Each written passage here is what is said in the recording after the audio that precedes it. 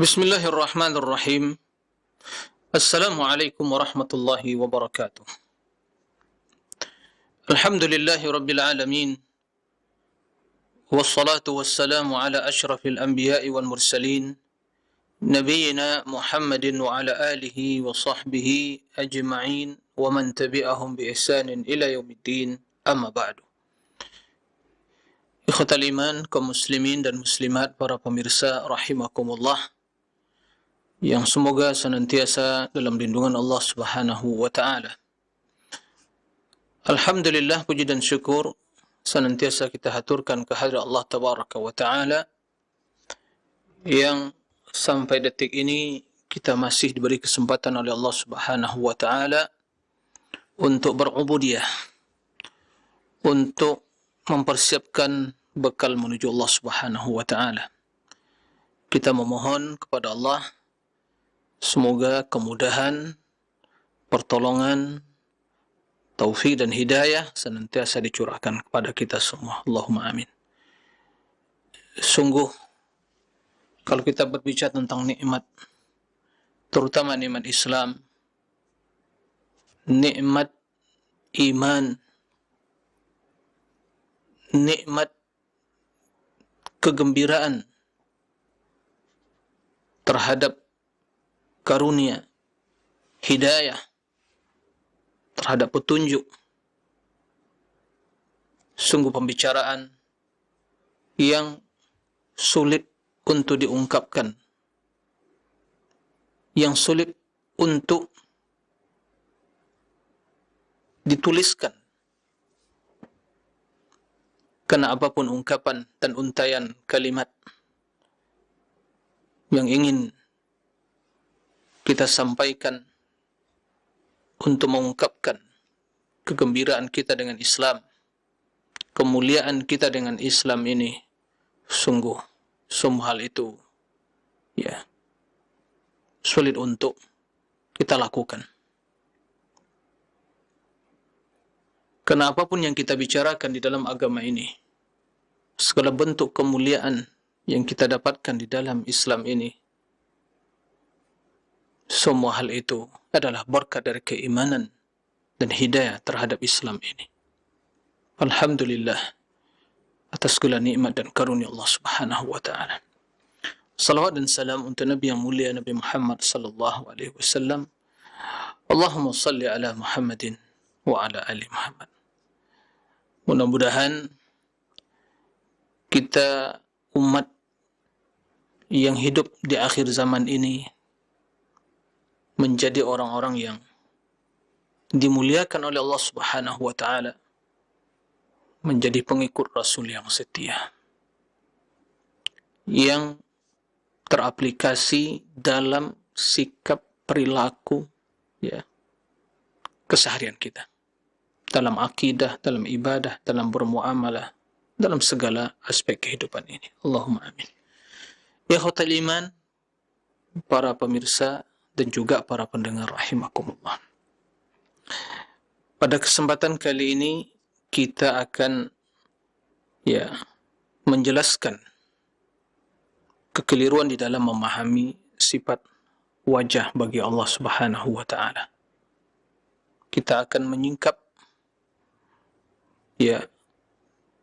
kebatilan ta'wil ahlul kalam yang mengingkari sifat wajah bagi Allah dengan berbagai pentakwilan yang dilandasi di atas syubhat, yang bila kita perhatikan syubhat tersebut seperti yang Allah sampaikan, ahwan, lebih lemah min baitil ankabut. Ikhwatal iman, para pemirsa rahimakumullah. Akan tapi sebelumnya, pada momen yang mulia ini, pada hari Jumat tanggal 24 Desember, ada beberapa hal yang ingin kita sampaikan. Mudah-mudahan ini menjadi renungan kita semua, menjadi di waktu yang sama warning bagi kita semua, agar kita ini hidup dan merasa memiliki eksistensi dan kemuliaan itu, tidak menjadi orang-orang yang mengikuti kebanyakan mayoritas manusia yang Allah jelaskan di dalam Al-Quran, wa in tuti' aktsara man fil ardi yudilluka an sabilillah. Jika engkau wahai Muhammad mengikuti mayoritas penduduk dunia ini, niscaya kamu akan sesat. Ikhwatal iman para rahimakumullah. Kalau boleh saya bertanya kepada kita semua, tapi tentunya yang solat, yang kalau tidak solat, tentu tidak bisa menjawab. Kita yang alhamdulillah sehari semalam solat, dan di setiap rakaat solat kita membaca dari awal Al-Fatihah, kemudian di situ ada permohonan yang sangat agung, doa yang sangat mulia, memohon hidayah, petunjuk untuk mengikuti jalan orang-orang yang mendapatkan nikmat, dan di waktu yang sama berlindung dari jalan orang-orang yang dimurkai, oleh Allah, dilaknat oleh Allah, dan juga jalan orang-orang yang sesat. Kita semua membaca hal itu. Tapi yang menjadi permasalahan kita dan mayoritas kaum muslimin kurang merenungi dan menghayati kandungan dari bacaan Al-Quran yang selalu kita baca. Bahkan banyak yang membaca, tapi konsentrasi utamanya bagaimana bisa mengkhatamkan Al-Quran, atau hanya memperlombakan seni bacaannya. Siapa yang paling merdu suara, dan melantunkannya dengan maqamat, itu yang akan mendapatkan kemenangan. Ikhwatal iman fa rahimakumullah. Mari kembali kita merenungi dan menghayati. Al-Quran itu pedoman hidup kita. Kita yang saban hari, sehari semalam solat 5 waktu, membaca firman Allah, ihdinas siratal mustaqim, siratal ladzina an'amta alaihim ghairil maghdubi alaihim waladdallin. Ada 3 jalan.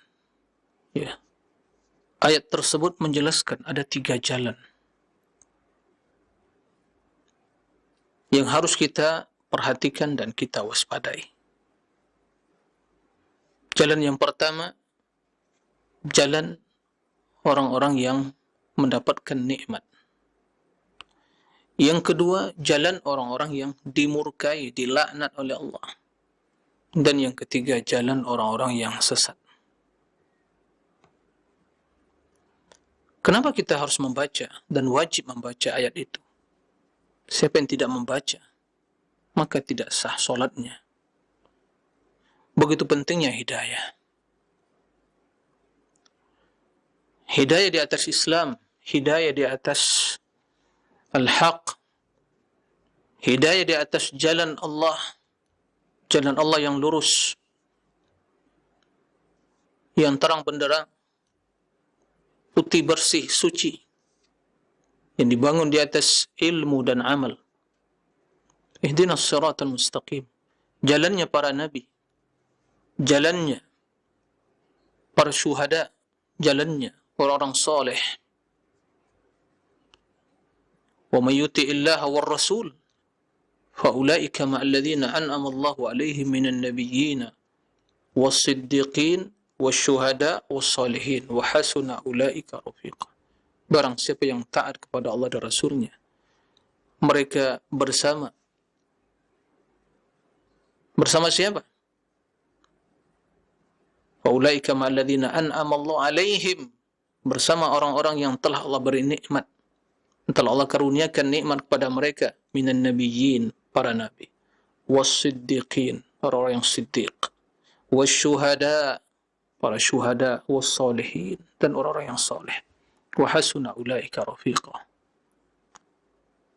Itulah sahabat dan teman yang terbaik. Itu yang menjadi konsentrasi kita dan tujuan utama kita dalam hidup ini. Jangan mengikuti kebanyakan manusia yang tidak jelas arah kehidupannya. Jangan mengikuti mayoritas manusia yang Allah katakan dalam Al-Quran bahwa mayoritas mereka berada dalam kesesatan, dalam kekufuran, maksiat. Allah telah muliakan kita semua dengan Islam. Kenapa kita hinakan diri kita dengan mengikuti orang-orang yang hina, orang yang sesat, orang yang kafir, orang-orang yang dilaknat oleh Allah? Mereka yang jelas-jelas dihukum adalah sebagai orang yang sesat. Makanya kita senantiasa memohon kepada Allah, ihdinas siratal mustaqim, ya Allah. Bimbing kami, ya Allah, dalam sepanjang kehidupan kami. Berpegang teguh dengan agamamu, ya Allah, dengan jalannya para nabi, para syuhada, para salihin, orang-orang yang baik. Nah, itu yang harus kita pertahankan dalam hidup ini. Jangan kita menjadi orang-orang yang hanya bila manusia berbuat baik, kita berbuat baik. Jika mereka menyimpang, kita menyimpang. Kita harus memiliki prinsip, kita harus memiliki pegangan hidup, memiliki jati diri, eksistensi yang harus kita pertahankan. Kita ini telah dimuliakan oleh Allah dengan Islam. Kenapa kita hinakan diri kita dengan mengikuti orang-orang non-Islam? Mengikuti tata cara mereka, mengikuti pola hidup mereka, mengikuti tradisi mereka, mengikuti perayaan mereka, mengikuti kebiasaan mereka. Ya subhanallah, kita mengganti sesuatu yang mulia dengan sesuatu yang hina.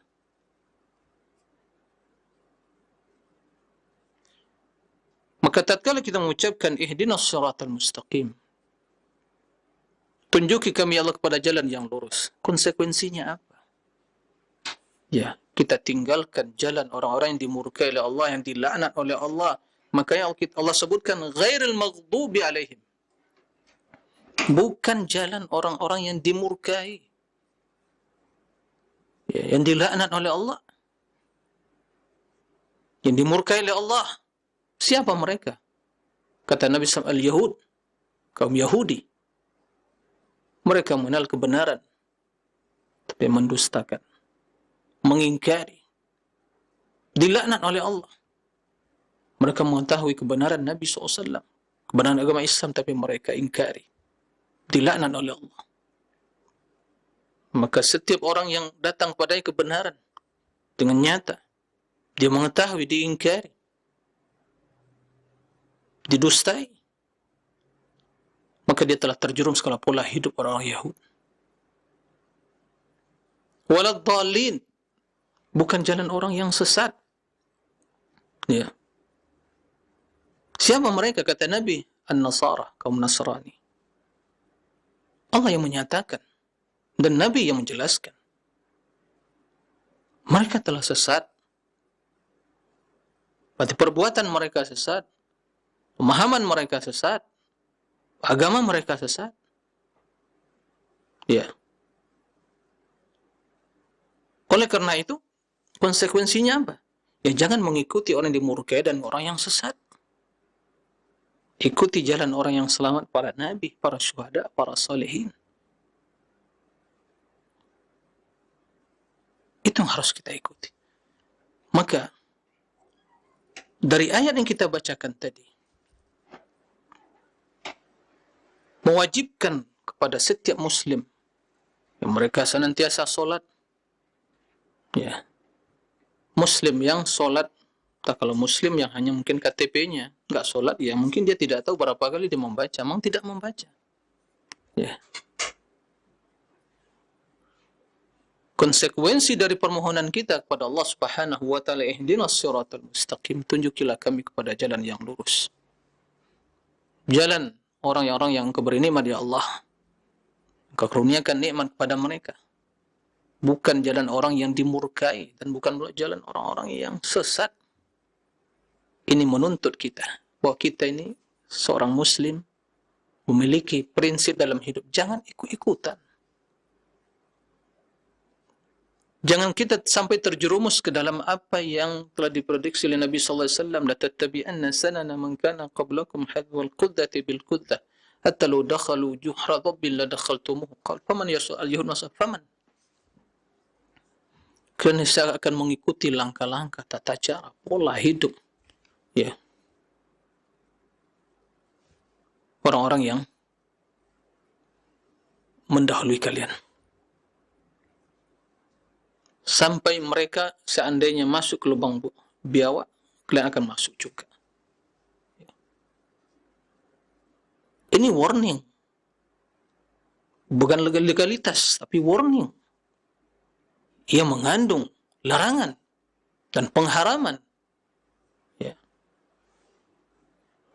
Lalu para sahabat bertanya, apakah Yahud, ya Nasrani, ya Rasulullah? Ya siapa lagi selain mereka? Maka ikhwatal iman kaum muslimin rahimakumullah, pegang agama kita, pelajari, banggalah dengan Islam ini, ya. Jangan ikut-ikutan. Allah telah muliakan kita dengan Islam. Ada 2 hari raya dalam Islam ini, Idul Fitri, Idul Adha, yang kita dalamnya bersenang-senang, mengekspresikan kesenangan kita dalam bingkai agama yang tidak boleh menyimpang dan keluar dari, ya, bingkai agama. Ya. Maka jangan mengikuti langkah-langkah. Jangan ikuti pola kehidupan. Jangan mengikuti tradisi dan budaya orang-orang yang telah dimurkai, telah dilaknat dan telah dihukumi sebagai orang kafirin oleh Allah Subhanahu wa taala. Ya. Subhanallah. Kita, ya, merendahkan suatu yang tinggi, yang agung, menghinakan suatu yang mulia. Oleh karena itu, ikhwatal iman, berdasarkan ayat Al-Quran dan hadis, ya, para ulama Islam telah sepakat diharamkan untuk mengikuti, menyerupai tata cara, pola hidup, ya, tradisi, budaya, perayaan, ya, atau mengucapkan selamat kepada hari-hari raya non-Islam. Telah sepakat, telah final. Maka setiap ada pernyataan atau fatwa atau himbauan yang menentang hal itu jelas kebatilannya. Karena menentang, menyelisih suatu ijma' ada suatu kebatilan. Nah, oleh karena itu ikhwatal iman, ya, peganglah agama kita. Tidak usah ikut-ikutan. Ya. Dan bukan itu maksud dari toleransi dan moderasi beragama, bukan itu. Jangan mengganggu, biarkan mereka. Nah, tidak boleh mengganggu, tidak boleh melakukan berbagai, ya, aksi kerusakan atau melakukan aksi teror, tidak boleh. Karena secara aturan undang-undang, ya, menjamin hal itu. Tapi kita muslim, ya, dilarang oleh Allah. Ya. Karena toleransi bukan dalam urusan agama, dalam perkara dunia, silakan. Ya. Apa yang Anda dapatkan dari ikut serta mengucapkan hal seperti itu, merayakan bersama mereka? Apakah Anda akan mulia? Anda tambah hina, bukan mulia. Ya. Oleh karena itu, ikhwatal iman, perkaranya bukan perkara yang sepele, perkara yang prinsip. Toleransi dalam agama, dalam Islam, ada batasan. Kalau telah sampai kepada perkara prinsip, perkara agama, perkara akidah, tidak boleh ada toleransi dalam hal ini. Moderasi dalam agama dengan tidak menentangi ajaran pokok Islam, prinsip dasar Islam, begitu dijelaskan. Ya. Bukan kebablasan. Ya. Ikhwatal iman, bangsa rahimakumullah, ini harus menjadi perhatian kita. Ya. Maka sungguh benar ya apa yang ditulis oleh para ulama. Ada seorang ulama menulis kitab, judulnya Iqtida' Siratal Mustaqim li Mukhalafati Ashabil Jahim. Iqtida', tuntutan, As-Siratal Mustaqim, jalan yang lurus, yaitu ihdinas siratal mustaqim, li mukhalafati ashabil jahim, untuk menyelisihi penghuni neraka jahim. Siapa mereka? Sebagaimana kata Allah Subhanahu wa ta'ala, innal ladzina kafaru min ahli alkitabi wal musyrikina fi nari jahannam. Itu mereka ashabul jahim. Sungguhnya ahlul kitab, Yahud, Nasara dan musyrikin, fi nari jahannam khalidina fiha ulaika hum syarrul bariyah. Allah menyatakan seperti itu. Ya. Allah yang menyatakan. Mereka dalam neraka, kata Allah, khalidina fiha, kekal dalamnya. Ditambah lagi, syarrul bariyah, makhluk yang paling jelek. Masa yang mulia? Kemudian Allah mengatakan, innal ladzina amanu wa amilus shalihat ulaika hum khairul bariyah. Orang beriman dan beramal soleh, mereka lah manusia yang terbaik. Jazaohum jahannam. Jazaohum jannah. Jazaohum. Balasan mereka adalah surga. Adapun yang kelompok yang pertama tadi, kena musyarrul bariyah, balasannya neraka. Sementara orang beriman, ladzina amanu wa shalihat ulaikum khairul bariyah. Bagi mereka jannatu adn tajri min tahtiha al-anhar khalidina fiha abada, dzalika liman khasyiya rabbah. Nah. Subhanallah. Maka suatu hal yang sangat disayangkan tatkala Allah mengatakan khairul bariyah, orang yang baik, ya, mengikuti syarrul bariyah, mengikuti orang yang paling jelek. Itu penghinaan. Anda menghinakan diri Anda, menghinakan Anda, merendahkan. Allah katakan orang beriman maksudnya khairul bariyah, orang yang kafir syarrul bariyah. Ya. Maukah seorang orang yang baik menghinakan diri karena mengikuti orang yang jelek, atau merendahkan diri? Subhanallah. Oleh karena itu, apa yang kita baca hendaklah kita pahami dengan baik, kita renungi. Allah perintahkan kita untuk menjadi yang mulia, menjadi bersama para nabi, para anbiya, para salihin, para syuhada, orang mendapatkan karunia, dan dilarang ya mengikuti jalan langkah-langkah ya orang-orang yang telah dihukumi oleh Allah sebagai orang yang dimurkai, orang yang dilaknat, orang yang sesat. Ya. Apakah kita ingin menjerumuskan diri ke dalam hal yang seperti itu? Na'udzubillah min dzalik. Ikhwatul iman, para pemirsa rahimakumullah, itu sebagai renungan ya bagi kita, dan memohon kepada Allah, peringatkan kaum muslimin, peringatkan anak-anak kita, ya, saudara-saudara kita, ya, apa untungnya mereka ikut-ikutan dalam hal itu? Apa untungnya? Malah merugi. Ya, nah. Ikhwatul iman, pemirsa rahimakumullah. Kemudian, ya, pada kesempatan kali ini kita lanjutkan pembahasan tentang sifat wajah bagi Allah Subhanahu wa ta'ala. Telah dijelaskan ya bahwa dalil yang menunjukkan atau yang menetapkan sifat wajah bagi Allah Subhanahu wa ta'ala terdapat di dalam Al-Quranul Karim, di dalam hadis yang sahih telah kita bacakan, dan juga merupakan ijma' kaum muslimin. Maka tidak ada dari kalangan para sahabat tabi'in dan atba'ut tabi'in dan imam-imam ahli sunnah yang mengingkari hal itu. Ini perlu diperhatikan. Karena ada yang mengklaim juga sebagai ahli sunnah, tapi yang mengikuti ahlul kalam, mengingkari, dengan mentakwil, dengan berbagai alasan. Ya. Sudah sebelum muncul ahlul kalam tidak ada permasalahan. Nah, sebelum muncul ahlul kalam yang dikenal dalam masalah teologi, masalah asma wa sifat, yaitu kaum Mu'attilah, ya, dan berbagai turunan-turunannya, ya, pemikiran pemahamannya yang intinya mengingkari sifat-sifat Allah, baik mengingkari secara terang-terangan atau dengan cara yang lebih halus, dan itu penipuan sesungguhnya, pengelabuan dengan mentakwil, ya, mentakwil. Jadi lafaznya ditetapkan, kemudian setelah itu maknanya ditakwil, diselewengkan. Ya, intinya kalau telah diselewengkan, apa yang terjadi? Berarti pengingkaran terhadap hakikat sifat tersebut. Nah, telah kita jelaskan, ya, ayat dan hadis Nabi SAW yang sahih menjelaskan tentang sifat wajah. Wa yabqa wajhu rabbik. Nah,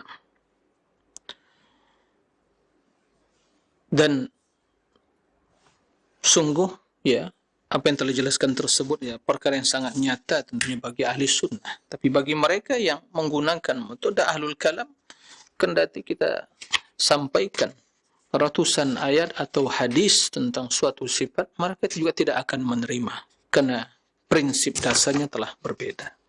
Nah, ikhwatal iman, para rahimakumullah. Nah, ada satu hal yang juga menarik dalam hal ini yang perlu kita cermati, dan ini sebagaimana yang dijelaskan Imam Ibnu Qayyim rahimahullah, bahwa wajah yang Allah nisbatkan kepada dirinya itu benar. Itu wajah yang hakiki yang dimiliki oleh Allah. Dan wajah Allah tersebut wajah yang memiliki cahaya. Dan jika disingkap, ya, tabir yang menutupi wajah Allah itu, sebagaimana dalam hadis kita jelaskan, itu akan, ya, membakar. Cahaya wajah Allah itu akan membakar semua, ya, makhluk ini. Karena tidak ada yang tersembunyi dari pandangan Allah Subhanahu wa ta'ala. Subhanallah.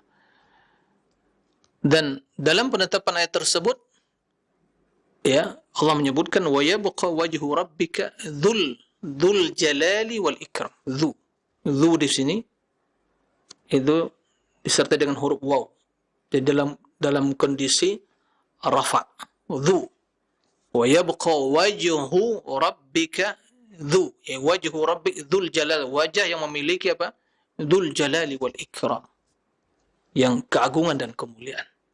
Jadi sifat dari wajah itu. Wa yabqa wajhu rabbik. Dan kekal wajah Rabbmu. Dzul jalal. Yang memiliki keagungan dan kemuliaan. Ya. Tentunya jika wajah Allah kekal, tentu zat Allah kekal. Ya. Kullu man 'alaiha fan. Ya, semua akan binasa kecuali Allah Subhanahu wa ta'ala. Karena Allah hayyun la yamut. Ya, yang maha hidup dan tidak akan pernah mati. Tapi di ayat lain dengan redaksi yang sama, dzunya majrur, yaitu dzi. Seperti dalam firman Allah Subhanahu wa ta'ala dalam surah Ar-Rahman, tabarakasmu ismu rabbika dzil jalali wal ikram. Kenapa demikian? Karena di sini disebutkan tabarak, penuh keberkahan. Ismu rabbik, nama rabbika, Rabbmu. Karena Rabb dzil jalal, yang memiliki keagungan dan kemuliaan. Jadi dzi di sini al-jalal, keagungan dan kemuliaan, sifat, ya, Rabb. Makanya dalam bentuk majrur, dzi, bukan dzu. Ya. Dalam sifat, menetapkan sifat wajah itu dzu. Karena keagungan dan kemuliaan dalam ayat tersebut, ya, itu sifat bagi wajah Allah. Wa yabqa wajhu rabbik dzul jalali wal ikram. Tapi dalam ayat Ar-Rahman ini, tabarakasmu rabbika dhi, karena rabbika di sini majrur mudhafun ilaihi, ya, mudhafnya ismu rabbik, nama Rabbmu. Rabbik bukan rabbuk, rabbik. Makanya disifati dengan dhi yang memiliki al-jalali wal ikram, keagungan dan kemuliaan. Maka hal ini menjelaskan pada kita bahwa yang pertama, kenapa dimakan dhu? Karena sifat bagi wajah. Yang kedua, kenapa di redaksinya dhi? Karena sifat bagi Allah. Jadi yang diinginkan di sini adalah ya, menyifati. Ya, menyifati apa? Allah. Adapun yang pertama tadi menyifati sifat wajah Allah. Subhanallah. Apakah bisa ditakwil lagi? Nah, baik. Ikhwatal iman, rahimakumullah. Mereka yang mentakwil sifat wajah ini, ya, tidak ada landasannya kecuali syubhat. Ada yang mengatakan, ya, bahwa, ya, menurut mereka wajah di sini bukan wajah Allah yang hakiki, dan alasan mereka selalu masalah majaz. Ada yang hakiki, ada yang majaz. Dan semua ahlul kalam, ya, memahami, mengatakan bahwa ayat tentang sifat itu majaz semua. Karena mutasyabihat, kata mereka. Samar-samar maknanya. Ya, bukan muhkamat. Ini yang jadi permasalahan. Jadi tatkala persepsi mereka terhadap ayat tentang sifat itu mutasyabihat, ya, berarti mereka harus mencari makna terhadap mutasyabih tadi. Jelaskan di ta'wil. Padahal ini hakikatnya. Dan itu yang dipahami dari sikap Rasul, para sahabat, ulama ahli sunnah, bahwa ayat-ayat tentang sifat itu adalah minal muhkamat, bukan mutasyabihat. Maka tidak ada yang komplain dalam hal ini dari kalangan para sahabat, ulama ahli sunnah. Yang mempermasalahkan hanyalah ahlul kalam, kaum mu'attilah, jahmiyah, dan ya, turunan-turunannya. Ikhwatal iman, para rahimakumullah. Nah, maka kata mereka, wajah itu maksudnya ingin mentakwil. Jadi bermacam, ya, pernyataan, berbagai pernyataan. Ada yang mengatakan, oh ya, wajah itu maksudnya kata mereka zat. Jadi bukan wajah. Jadi zat Allah yang kekal. Kita tidak mengingkari Allah memiliki zat.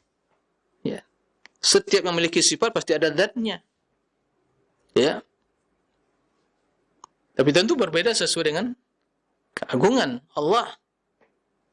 Berbeda dengan zat manusia, dengan segala kelemahan dan keterbatasannya. Kita tidak mengingkari bahwa Allah memiliki zat. Karena sifat itu ada pada zat. Tapi menjadi permasalahan firman Allah, wa yabqa wajhu rabbik, kekallah wajah Rabbmu.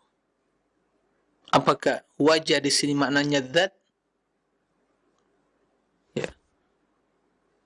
Itu yang menjadi permasalahan. Permasalahan menurut mereka. Kalau kita tidak ada masalah ahli sunnah, karena kita mengatakan ya wajah ya sebagaimana zahirnya, dan sebagaimana teks ayat tersebut, ya wajah Allah. Ya. Manusia saja memiliki wajah, Allah tidak memiliki wajah. Dan wajah Allah subhanahu wa ta'ala, wajah yang sempurna. Ya. Kita jelaskan bagaimana wajah Allah. Tabir yang menutup wajah Allah itu, bila disingkap, ya, cahaya yang akan membakar semua alam semesta ini. Ya. Oleh karena itu, sekedar ada kesamaan dalam nama dan istilah bukan berarti sama dalam hakikat. Ya, ini yang selalu kita sampaikan. Maka wajah Allah Subhanahu wa ta'ala wajah yang agung, yang mulia, begitu Allah sifati. Dzul jalali wal ikram. Nah, maka pentakwilan dengan zat sebagaimana dijelaskan para ulama, orang Arab tidak mengenal ya. Wajah itu berarti zat. Maka Imam Ibnu Qayyim mempertanyakan dari mana mereka mendapatkan istilah ya wajah diartikan dengan zat.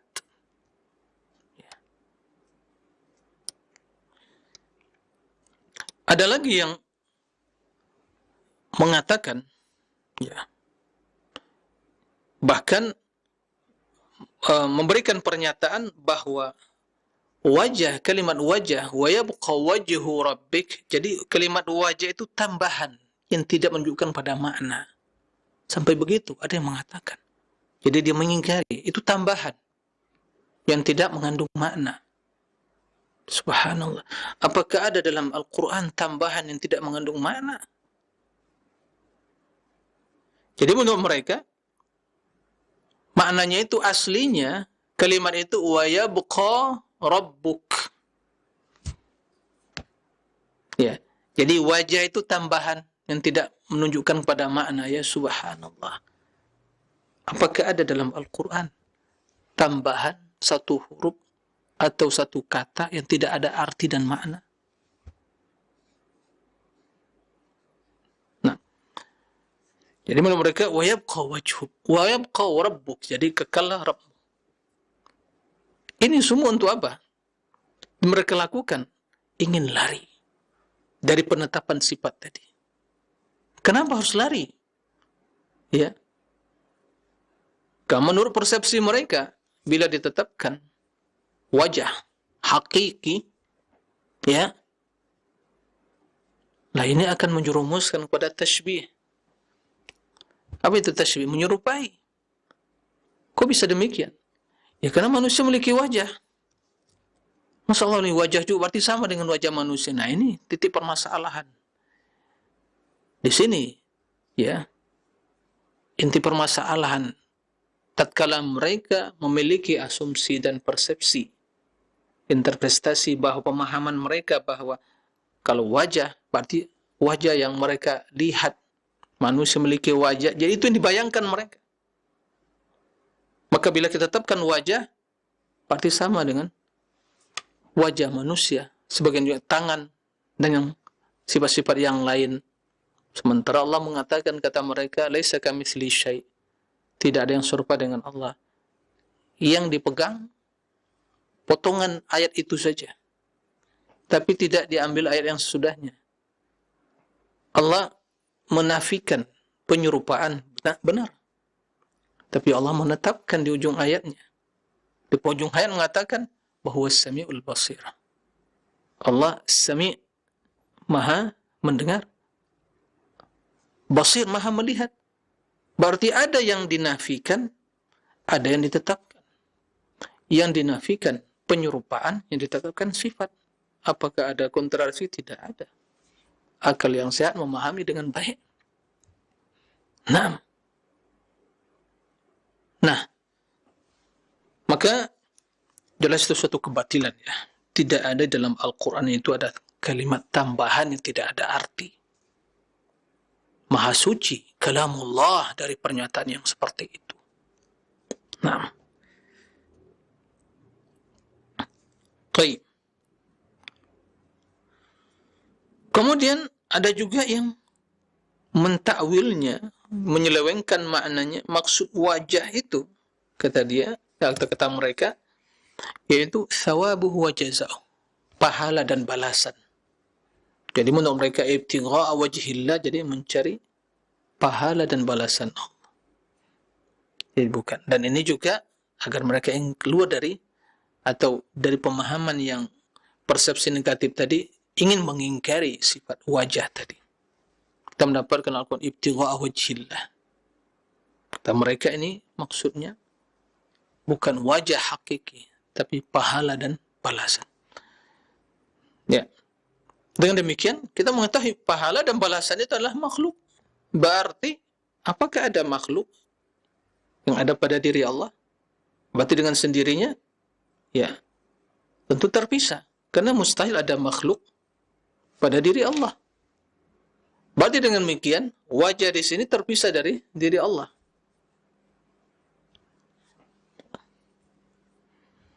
Baik. Itu ya, di antara pentakwilan mereka. Dan Al-Imam Ibnu Qayyim rahimahullah dalam kitab ya yang ada di hadapan saya, yaitu kitab Mukhtasar As-Sawa'iq Al-Mursalah, telah ya menyingkap segala syubhat dan kebatilan mereka. Ini kitabnya. Nah, Mukhtasar As-Sawa'iq Al-Mursalah. Nah, di sini kita akan menyebutkan sebagian sisi ya poin yang dijelaskan oleh beliau yang menyingkap kebatilan dan kerancuan pentakwilan ahlul kalam, baik dalam sifat wajah dan sifat-sifat yang lain. Baik. Pertama, kata Imam Ibnu Qayyim bahwa orang Arab tidak mengenal ya penggunaan wajah maksudnya zat. Ya.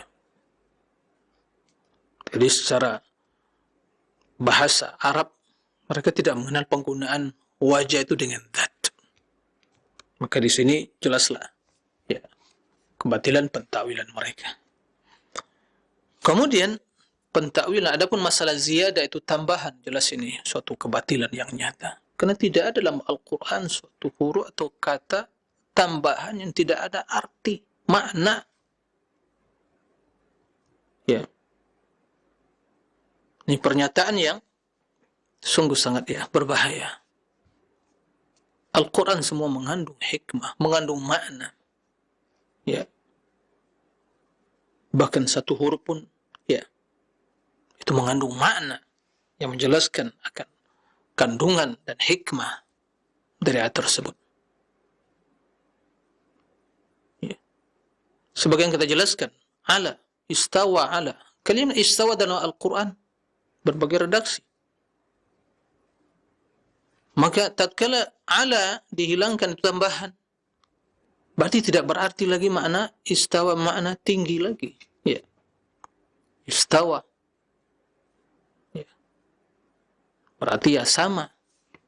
Dan satu kalimat saya bila dikatakan itu tidak ada arti, hanya tambahan, akan merusak makna. Nah, di sini jelas Allah menyatakan, yabqa wajhu rabbik, kekal wajah Rabbmu. Allah mengatakan wajah Rabbmu, jadi Allah memiliki wajah. Ya. Kembali diartikan tambahan itu wajah di sini itu tambahan kalimat yang tidak mengandung arti. Arti takdirnya apa? Hakikatnya apa? Yabqa rabbuk. Ya. Yabqa rabbuk. Kekal Rabbmu. Nah. Yang jelas suatu kebatilan ya. Kemudian masalah zat tadi terjelaskan bahwa tidak ada dalam penggunaan istilah bahasa Arab mereka menggunakan ya zat dengan istilah wajah. Adapun masalah thawab ya maka artikan ibtigha'a wajhi rabbik, itu berarti menuntut ya mencari pahala dan ya balasan dari Rabb.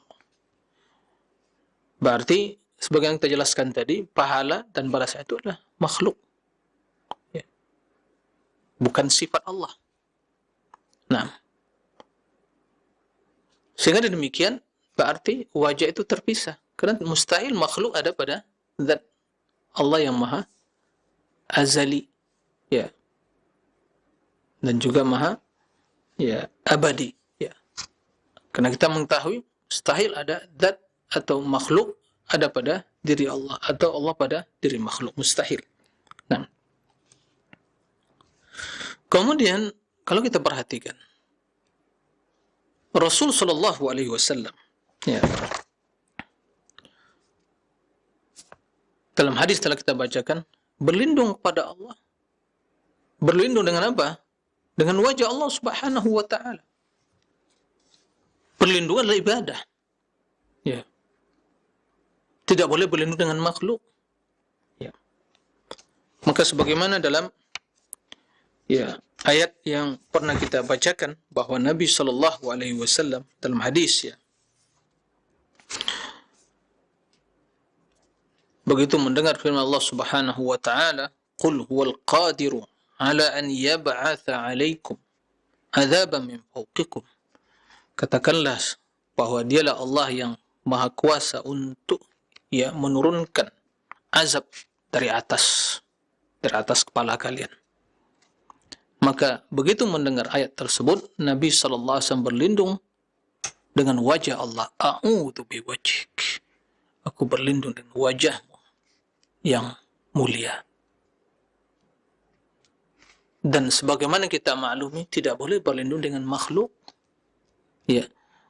Oleh karena itu juga kita dapatkan Rasul berlindung dengan kalimatullah. A'udzu bi kalimatillahi tammat. Aku berlindung dengan kalimat-kalimat yang sempurna. Menunjukkan bahwa Al-Quran adalah kalamullah, bukan makhluk.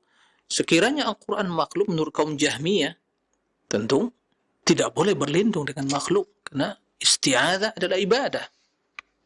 Begitu juga dalam hal ini. Seandainya wajah itu bermakna thawab, pahala atau ganjaran, itu adalah makhluk, maka mustahil Rasul yang mulia sallallahu alaihi wasallam berlindung dengan makhluk. Karena itu perbuatan syirik. Barang siapa berlindung dengan makhluk, maka telah berbuat syirik. Ya. Karena isti'adzah ibadah. Dan ibadah hanya milik Allah. Nah, ikhwatal iman, para pemirsa rahimakumullah.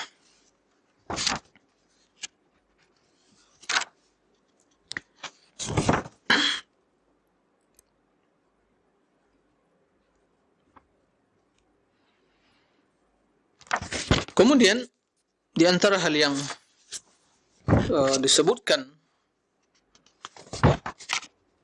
oleh sebagian ahlul kalam dalam hal ini, jadi mereka berusaha untuk mencari legalitas terhadap pemahaman kebenaran pentakwilan tadi, kemudian mendapatkan sebuah ayat yang menjelaskan. Nah, mereka dapat seolah dapat pegangan. Begitu mereka membaca firman Allah, walillahil masyriq wal maghrib fa aynama tuwallu fa thamma wajhullah. Kata mereka di sini para ulama salaf juga mentakwil fa thamma wajhullah, kata mereka ahlul kalam nih, Mujahid dan Syafi'i dan yang lainnya sebagai ulama salaf mengatakan wajhullah qiblatullah. Nah, begitu yang mereka sebutkan. Jadi sesungguhnya mereka menukil perkataan ulama salaf tersebut bukan karena mereka mengakui eksistensi dan juga kedudukan dari perkataan ulama salaf di dalam memahami akidah secara spesifik, bukan itu. Karena sesungguhnya mereka menyelisih ulama salaf, tapi kebetulan pernyataan mereka sebagian ulama salaf tadi, menurut ahlul kalam itu ada makna legalitas bagi pernyataan mereka yang mentakwil tadi. Sehingga mereka mengatakan, lihat tuh ulama salaf juga mentakwil. Nah, itu yang mereka inginkan. Kalau mengatakan takwil enggak boleh, tuh ulama salaf mentakwil. Imam Bukhari juga, Ibnu Abbas, macam-macam. Nah, itu dilakukan. Ini strategi. Ini cara tadlis dan talbis. Bukan karena mengakui eksistensi pemahaman salaf di dalam memahami akidah yang wajib diikuti sebagaimana perintah Allah. Karena sebagaimana para ulama menjelaskan, semua ahlul kalam itu sepakat menyelisihi madhab salaf, membenci mereka. Sebagaimana ahli sunnah sepakat mengikuti madhab salaf. Karena keridhaan Allah itu ada dalam mengikuti mereka. Was-sabiquna al-awwalun minal muhajirin wal ansar walladzina tabauhum bi ihsan radhiyallahu anhum wa radwan. Itu jaminan Allah, ridho Allah kepada mereka. Kepada kita ada jaminan? Tidak ada jaminan. Kenapa Allah ridho kepada sahabat Muhajirin wal Ansar? Dan bagi yang datang setelah mereka hanya satu, atau untuk mendapatkan keridhaan tersebut dengan satu cara, ittaba'uhum bi ihsan, itu dengan cara yang baik. Ya. Maka dengan cara ahlul kalam seperti bukan mengikuti cara yang baik, mereka mencari-cari ya pendalilan, pembenaran, bukan mencari kebenaran. Ini masalah. Jadi ada orang yang mencari kebenaran, ada orang mencari pembenaran. Nah, waliyazubillah. Jangan sampai kita beragama seperti itu. Carilah kebenaran, jangan mencari pembenaran. Ya. Ini pelajaran, prinsip dalam beragama. Kalau mungkin dengan secara sepikir, inilah manhaj di dalam beragama. Cari kebenaran, jangan cari pembenaran. Ya. Baik. Maka kata mereka, lihat Mujahid dan Syafi'i dan yang lainnya itu mentakwil, mengatakan wajhullah di sini yaitu kiblatullah.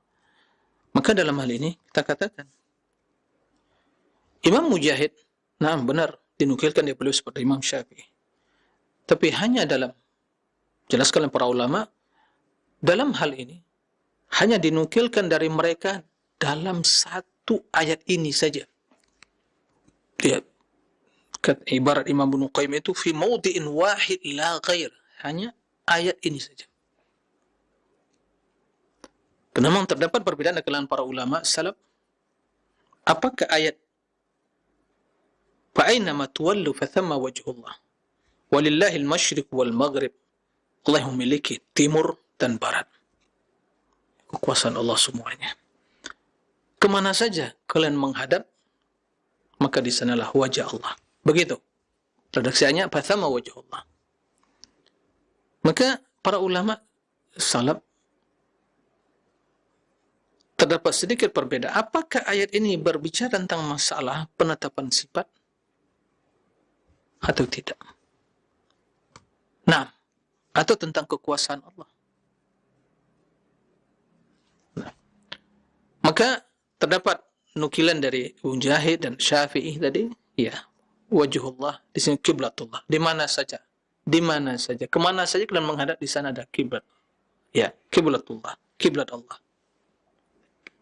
Nah, adapun dalam ayat-ayat yang lain yang kita bacakan tadi, wa yabqa wajhu rabbik, dan juga ya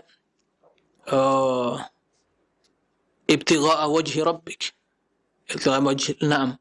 Kemudian dalam hadis-hadis yang lain tidak terdapat dari Imam Mujahid dan Syafi'i dan ulama yang lain yang mentakwil wajah diartikan dengan kiblat.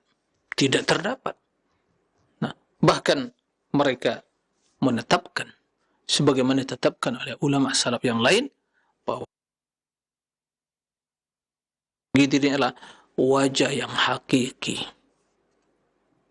Ya, wajah yang hakiki. Nah, kemudian ya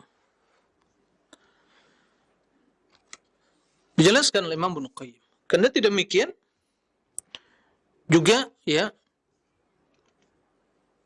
tidak dikenal penggunaan istilah wajah di kalangan baik secara bahasa, secara tradisi, dan juga secara syariat. Penggunaan istilah wajah, wajhullah itu berarti bermakna kiblat. Kata Imam Ibnu Qayyim, la yu'raf itlaqu wajhillah 'ala al-qiblah lughatan wala syar'an wala urfa. Ya. Jadi tidak diketahui, tidak dikenal ya penggunaan istilah kalimat wajhullah berarti bermakna kiblat, baik secara bahasa, secara syariat agama, ya, dalam redaksi, ya, dalam pemahaman agama, wala urban, tradisi dan kebiasaan orang Arab. Nah, kenapa demikian? Balil qiblah laha ismun yakhus, karena kiblat itu memiliki nama istilah yang khusus bagi ya kiblat itu. Sementara wajah juga istilah yang khusus mengungkapkan untuk wajah itu sendiri. Ya, nah. Jadi kendati wajah bisa bermakna wijhah, gitu, wijhah, arah. Nah, tapi tidak didapatkan penggunaan ya kiblat atau dengan bermakna wajah dengan bermakna kiblat. Nah, baik. Adapun ya penggunaan bermakna wijhah, wajah, wijhah itu arah, ya terdapat dalam Al-Quran sebagaimana firman Allah, walikullin wijhatun huwa muwalliha. Masing-masing dari mereka dari umat ini wijhah, arah, huwa muwalliha, Allah yang mengarahkan mereka. Ya, bagaimana tentang masalah ya kiblat Yahudi kemana menghadapnya, Nasrani kemana menghadapnya. Kemudian Allah Subhanahu wa taala perintahkan kaum muslimin ya untuk menghadap ke Ka'bah, Baitullah. Allah yang memerintahkan, Allah muwalliha. Dengan perintah Allah Subhanahu wa taala. Kendati timur dan barat semuanya milik Allah Subhanahu wa taala. Kemudian kenapa dinamakan ya kiblat atau wijhah? Karena kata Imam Ibnu Qayyim, karena seseorang itu yuqabiluha, menghadap ya kiblah, wijhah, wajah, karena dia menghadap pada suatu tadi dengan wajahnya, maka dinamakan ya kiblat dan dinamakan wijhah. Nah, adapun penamaan ya penamaan wa amma tasmiyatuha wajhan fala ahdabi. Adapun penamaan kiblat itu dengan wajah maka tidak dikenal sama sekali. Kemudian kata beliau, lalu bagaimana? Ya, bila hal tidak dikenal, ditambah lagi bahwa wajah tersebut dinisbatkan kepada Allah. Ya, dinisbatkan kepada Allah. Sementara kita mengetahui kiblat itu hanya satu. Jika arti wajah di sini adalah kiblatullah, berarti banyak sekali kiblat. Karena di mana-mana. Ya. Artinya apa? Allah Subhanahu wa taala yang maha besar, yang maha perkasa, yang meliputi seluruh makhluknya. Berarti dalam artian ya di mana saja kalian berada itulah kiblat Allah. Berarti banyak sekali kiblat. Sementara kiblat itu hanya satu, yaitu Ka'bah. Maka ini jelas ya pentakwilan yang sangat ya rancu sekali dan juga jelas kebatilannya. Nah, kemudian ayat, kalau kita perhatikan ayat haitsuma kuntum fawallu wujuhakum, na'am, walillahil masyriq wal maghrib fa aynama tuwallu fathamma wajhullah. Kalau kita cermati dalam Al-Qur'an ayat ya 115 surah Al-Baqarah. Kalau kita perhatikan bahwa ayat ini dalam konteks apa? Ya, ini sebelum Allah menjelaskan tentang masalah kiblat, karena masalah kiblat itu ayat 100 ya. Dari 142, 43 ya, 44 dan seterusnya. Sementara ayat dalam 115 dalam surah Al-Baqarah. Dalam konteks apa? Kata Imam Ibnu Qayyim, ayat ini berbicara tentang apa? Penjelasan tentang kekuasaan dan keagungan Allah Subhanahu wa taala. Maka Allah sebutkan ya, bagaimana orang musyrikin mereka dengan berbuat kesyirikan sehingga menghalang dengan kesyirikan mereka lakukan di Ka'bah dan sejenisnya sehingga terhalang untuk berzikir kepada Allah ya di rumah Allah tersebut. Kemudian setelah itu Allah sebutkan bahwa timur dan barat itu milik Allah. Fa'inama tuwallu fathamma wajhullah. Kemana saja kalian ya, kemana saja kalian menghadap, di sana wajah Allah. Innallaha wasi'un alim. Allah itu maha wasi', maha luas dan maha mengetahui. Kemudian setelah itu dijelaskan bagaimana pernyataan kaum Nasara yang mengatakan qalu takhadallahu walada. Mereka mengatakan bahwa Allah ya memiliki anak. Allah mengatakan subhanah, maha suci Allah. Ballahu ma fis samawati wal ard. Ballahu ma fis samawati wal ard. Bahkan Allah memiliki semua yang ada di langit dan di bumi. Kullun lahu qanitun, semua tunduk kepada Allah. badi'us samawati wal ard. Wa idza qada amran fa innama yaqulu lahu kun fayakun. Allah yang menciptakan langit dan bumi dari sesuatu yang belum ada menjadi ada. Dan apabila Allah ingin memutuskan suatu perkara, Allah hanya mengatakan kun fayakun.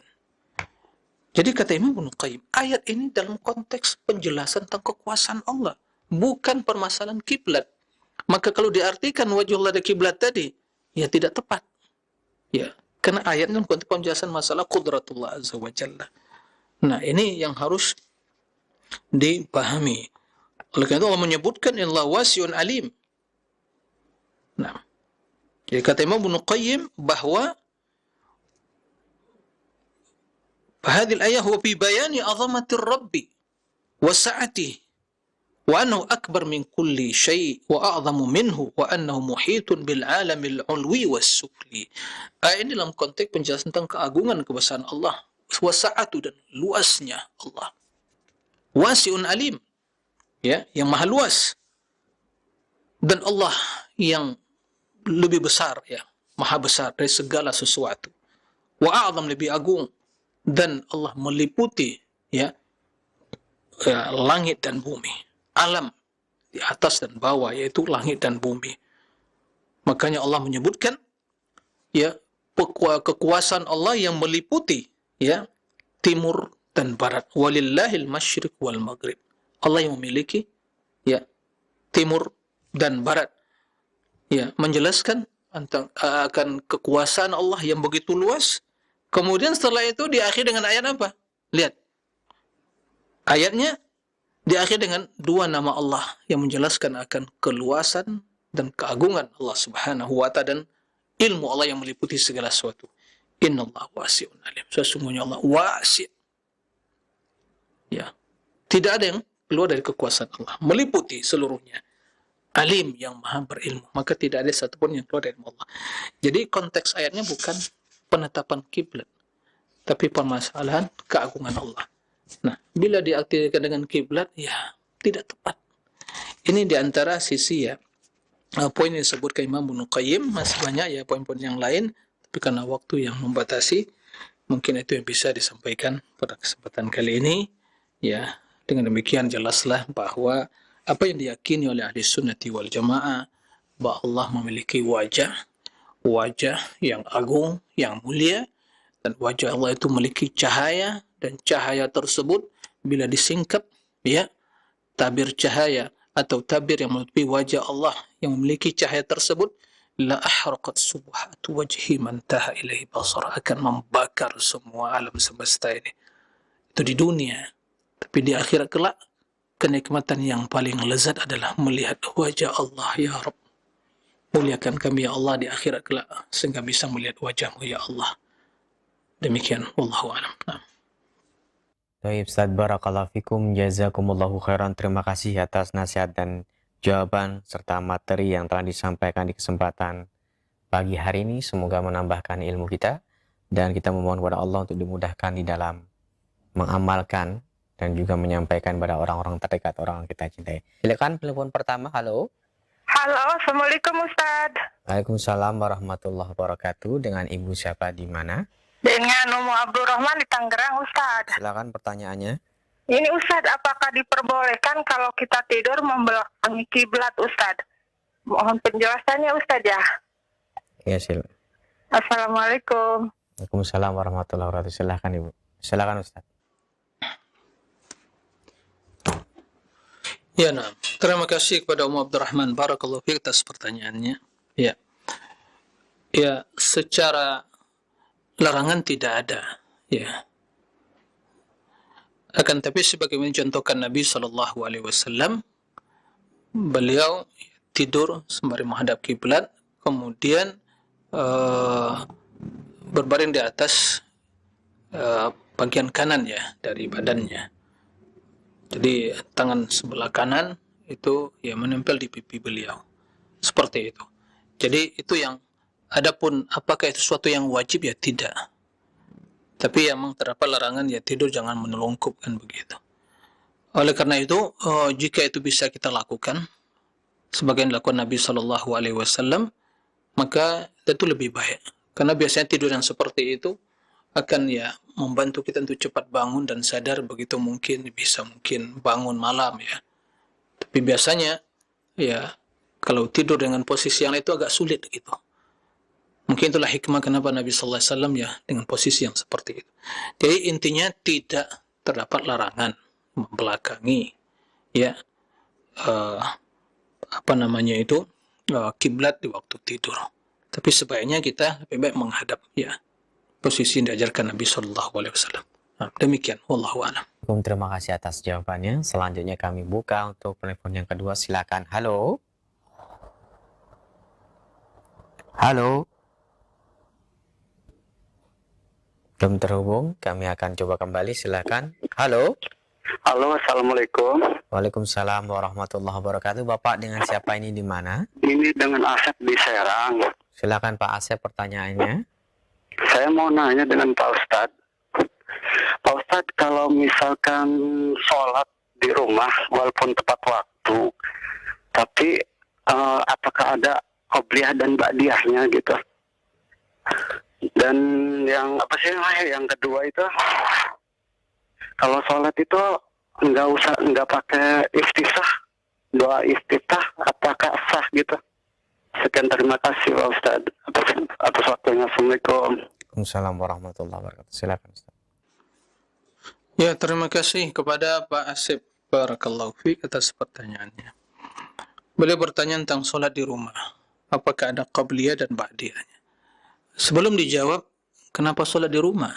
Ya, ini yang perlu diperhatikan. Kenapa sholat di rumah? Ya, kaum lelaki ya sholat di masjid. Tidak boleh sholat di rumah, kecuali keadaan uzur ya.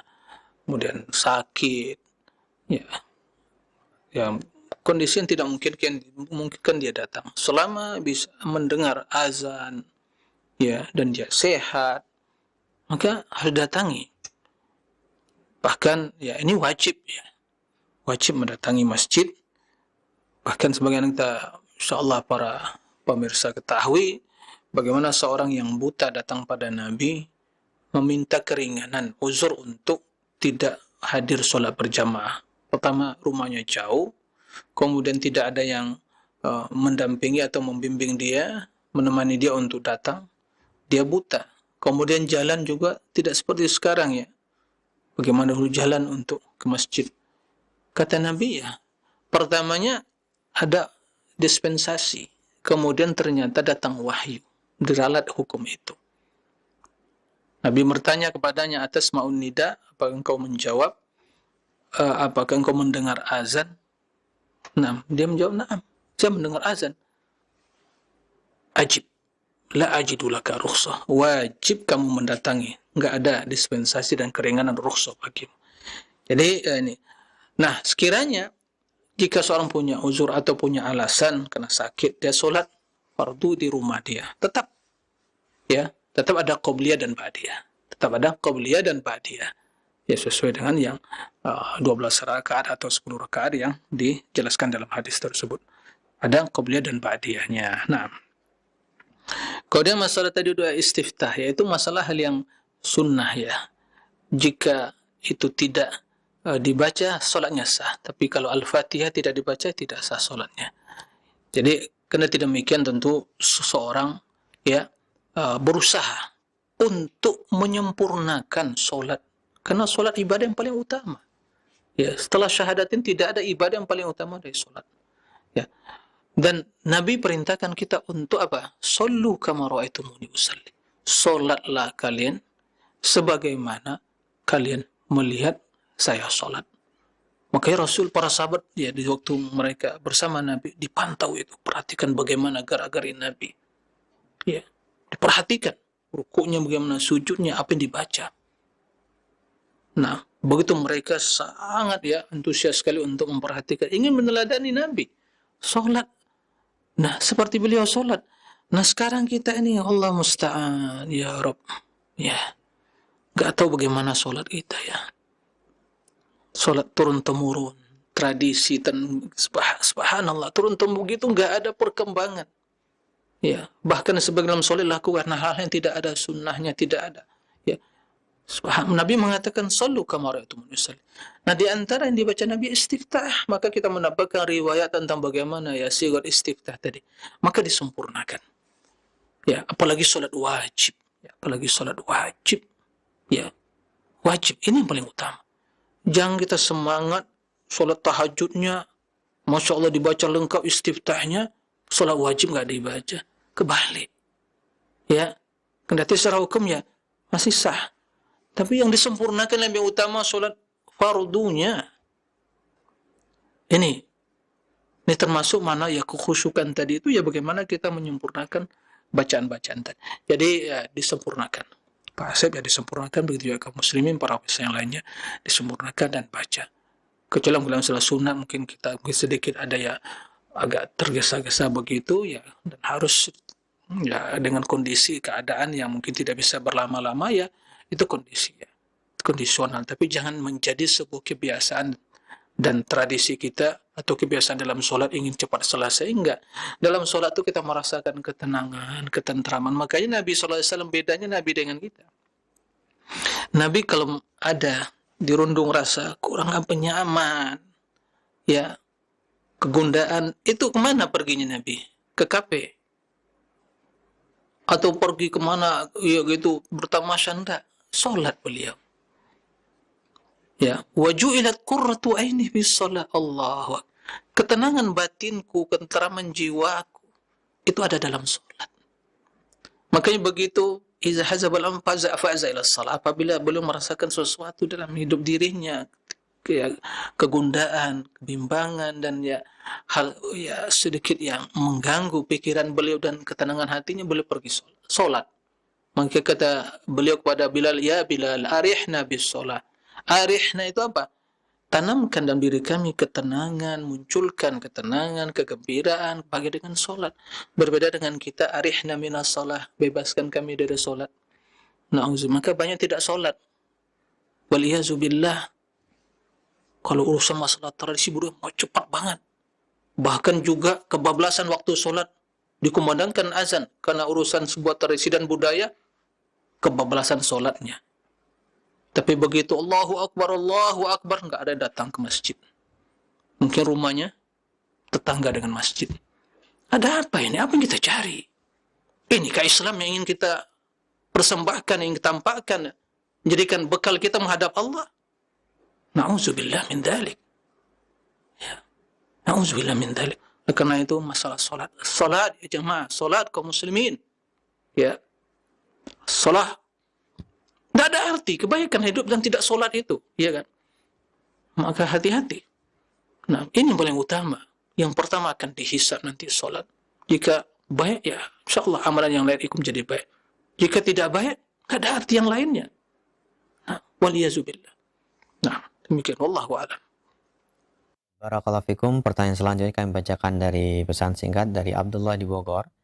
Ustadz, saya pernah mendengar kalau kita dilarang untuk menerjemahkan ayat-ayat tentang sifat-sifat Allah seperti tangan, wajah, dan lain-lain. Katanya Imam Abu Hanifah pernah melakukan itu dengan melarang menerjemahkan ayat tentang tangan Allah ke bahasa Persia. Mohon nasihatnya Ustadz, apakah hal tersebut benar? Silakan. Baik, terima kasih ya kepada Abdullah di Bogor ya pertanyaannya. Menerjemahkan ayat-ayat ya tentang sifat Allah kepada ya tentunya kepada bahasa lain. Pertama, apa yang dimaksud penerjemahan di sini? Harus kita pahami. Ya. Jika yang dimaksud terjemahan dalam artian penjelasan.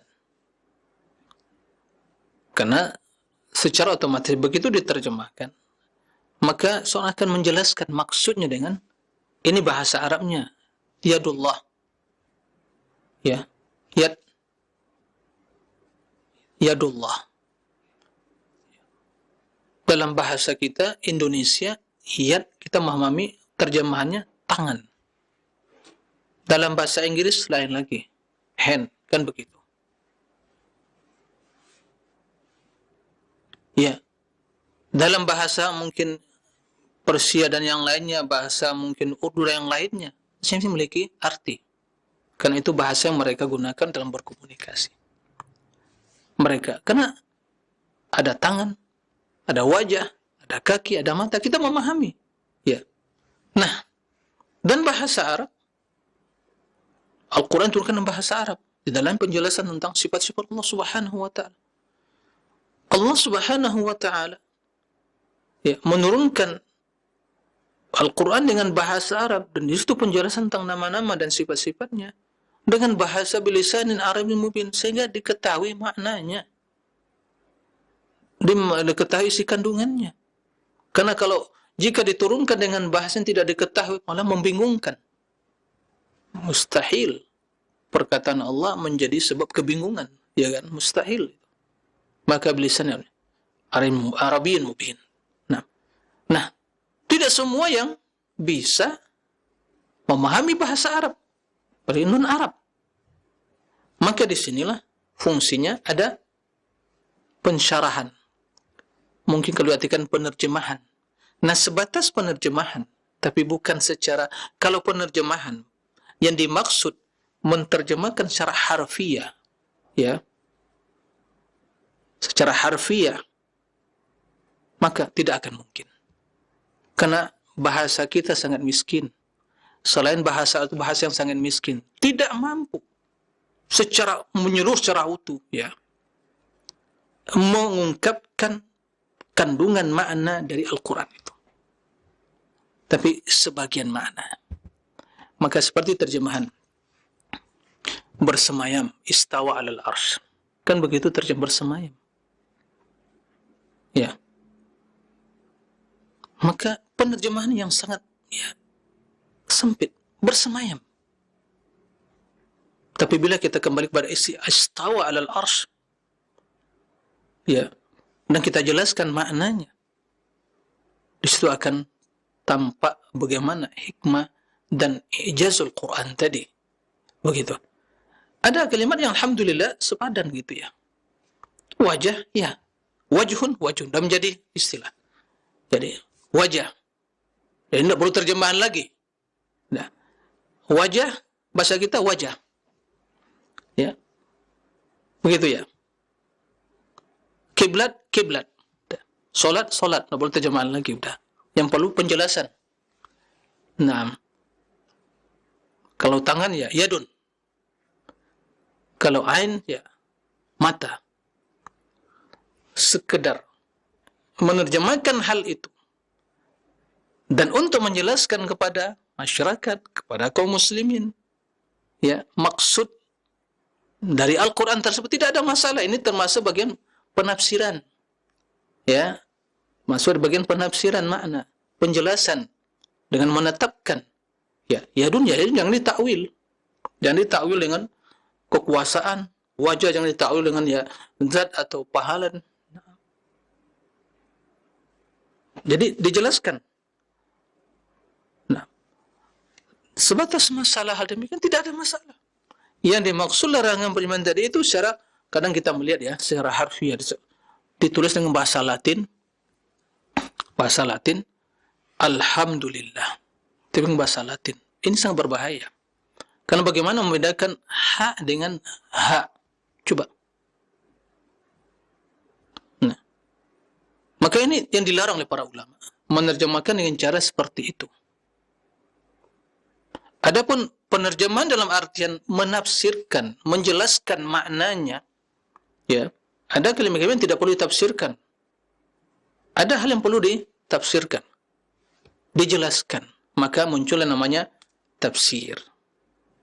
Itu kan pada akhirnya penerjemahan. Menerjemahkan makna, isi kandungannya, substansinya, ya, konteksnya. Ya.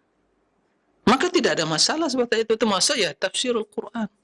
Tapi kalau dimaksud penerjemahan di bahasa Latin, ya, ini tidak diperbolehkan seperti itu. Itu akan merusak. Nah, nanti akan muncul orang-orang yang membaca Al-Quran tidak bisa membedakan ha dengan ha. Karena sama, ha. Dan masa jelas ha dengan ha. Nanti alhamdulillah ditunjuk alhamdulillah dibaca seperti itu, ya kan? Maka ini yang tidak diperbolehkan. Wallahu a'lam, tapi ya perlu kembali di-cross check apa yang maksud pernyataan, ya redaksi pernyataan Imam Abu Hanifah tadi. Tapi itu yang dipahami dari larangan para ulama menerjemahkan tadi. Nah, demikian wallahu a'lam. Baik Ustaz, barakallahu fikum wa jazakallahu khairan. Nampaknya pertanyaan tadi merupakan pertanyaan terakhir di pertemuan kita. Sebelum kami akhiri, mohon Ustaz berikan ihtitam. Fadhal ya Ustaz. Ya, terima kasih kepada seluruh para pemirsa dan juga para pendengar di mana saja berada. Pesan terakhir, ya, kembali mengingatkan, jangan ya ikut-ikutan dengan mayoritas manusia yang hidup ya di permukaan bumi ini.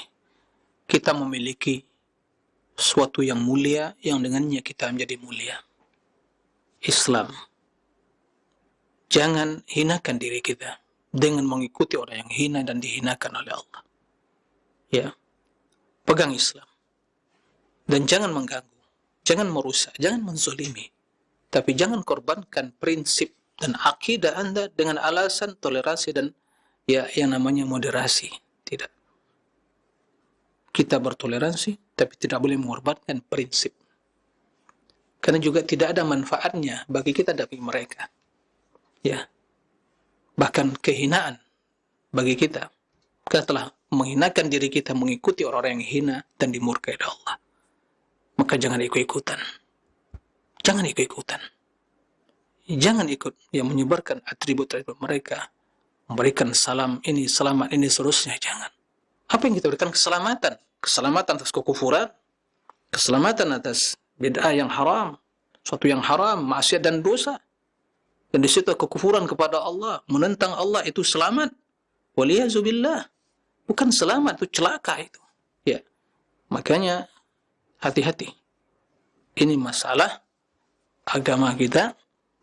Dan semoga Allah subhanahu wa ta'ala ya membimbing kita semua untuk selalu istiqamah di atas agama Allah. Allahumma hdinas siratal mustaqim, siratal ladzina an'amta 'alaihim, ghairil maghdubi 'alaihim waladdallin. Mudah-mudahan bermanfaat. Demikian wa sallallahu wasallam nabiyana Muhammad wa alihi washabihi wasallam. Walhamdulillahirabbil alamin. Wassalamu alaikum warahmatullahi wabarakatuh.